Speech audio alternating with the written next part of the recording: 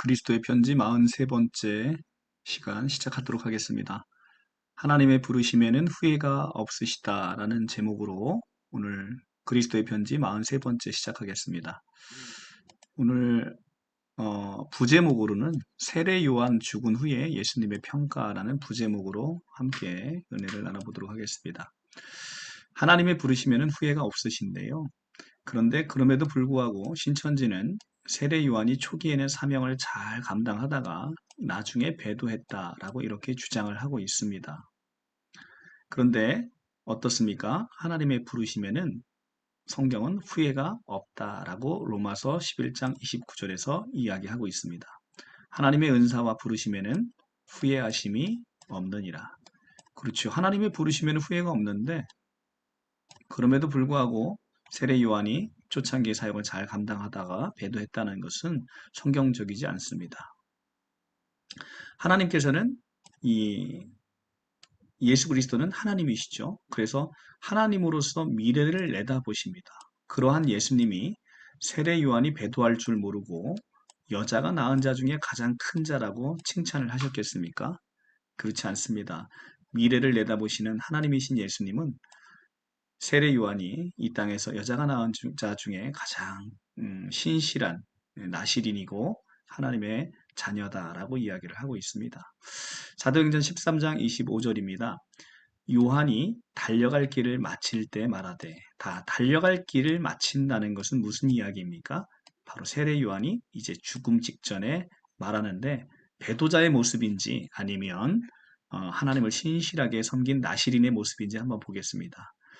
나는 그리스도가 아니라 내 뒤에 오시는 이가 있으니 나는 그 발에 신발끈을 풀기도 감당하지 못하리라. 여러분들은 세례 요한이, 이곳은 세례 요한입니다. 세례 요한이 달려갈 길을 마칠 때, 죽을 때에 이런 고백을 했다라고 합니다. 여러분들은 이 말 속에 배도자의 모습이 나오나요? 아니면 하나님의 신실한 종의 모습이 나오나요? 여러분들이 한번 판단해 보시기 바랍니다. 마가복음 6장 19절에서 20절입니다. 헤롯도 세례 요한이 죽기 바로 직전에 의로운 사람인 줄 알고 두려워했다라는 내용이 나옵니다. 19절입니다. 헤로디아가 요한을 원수로 여겨 죽이고자 하였을 때 하지 못한 것은 헤롯이 요한을 의롭고 거룩한 사람으로 알고 두려워하여 보호하며 또 그의 말을 들을 때 크게 번민하면서도 달갑게 들음이러라. 자, 이렇게 이야기합니다. 헤롯도 요한이 죽기 전에 그가 의롭고 거룩한 사람인 줄 알았어요. 헤롯조차 알아본 사람을 지금 누가 못 알아보고 있는 것인가요? 바로 우리 신천지 성도님들이 몰라보고 계시는 것이죠. 마태복음 21장 23절에서 32절 말씀은 예수께서 세례 요한이 죽고 난 다음에 예수께서 세례 요한을 어떻게 평가하시는지를 우리가 잘 알 수 있는 대목입니다. 이 마태 21장 23절에서 32절을 여러분들이 곱씹어 보면 예수께서 우리 세례 요한을 얼마나 의로운 자로 칭찬하고 계시는지가 그대로 보입니다.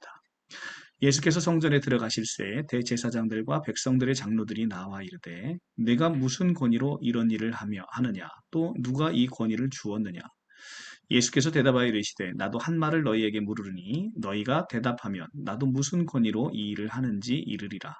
그렇죠. 예수께서 성전에서 가르치니까 대제사장들과 장로들이 나와서 예수께서 묻습니다. 내가 무슨 권위로 가르치느냐 이렇게. 근데 예수님이 오히려 되묻지요. 먼저 내가 물어볼 테니까 대답을 하면 나도 무슨 권위로 이런 일을 하는지 알려주겠다라고 얘기합니다. 요한의 세례, 이 세례 요한의 세례가 어디로부터 왔느냐? 하늘로부터냐? 사람으로부터냐? 이렇게 물어보셨습니다. 그랬더니 대제사장과 장로들이 서로 의논하여 이르되 만일 하늘로부터라 하면 어찌하여 그를 믿지 아니하였느냐 책망을 받을 것 같고 그리고 만일 사람으로부터라 하면 모든 사람들이 요한을 선지자로 여기니 백성이 무섭고 이러지도 못하고 저러지도 못하고 그래서 예수께 대답하여 이르되 우리가 알지 못하노라 하니 예수께서 이르시되 나도 무슨 권위로 이런 일을 하는지 너희에게 이르지 아니하리라 라고 이야기하시면서 32절에 이렇게 하십니다. 세례 요한이 의의 도로 너희에게 왔거늘 너희는 그를 믿지 아니하였을 때 세리와 창녀는 믿었으며 너희는 이것을 보고도 끝내 뉘우쳐 믿지 아니하였다라고 얘기합니다. 세례 요한이 죽고 난 다음에 예수님이 이렇게 말씀하신 거예요. 세례 요한이 의의 도로 왔건을 너희가 믿지 아니한 것을 책망하고 계시는 것이죠. 그래도 세례 요한이 배도자라고 얘기할 수 있겠습니까? 이것은 바로 다름 아닌 예수님이 직접 하신 말씀이에요. 세례 요한이 죽고 난 다음이니까 그의 평가가 달라질 수도 없잖아요. 그런 상태에서 예수님께서 요한을 의의 도로 왔건을 너희가 믿지 아니하였다라고 책망하고 계십니다. 로마서 8장 31절 34절은 이렇게 얘기합니다. 그런즉 이 일에 대하여 우리가 무슨 말하리요? 만일 하나님이 하나님이 우리를 위하시면 누가 우리를 대적하리요? 그렇습니다. 하나님께서 우리를 위하시는데 아무도 우리를 대적할 수 없어요.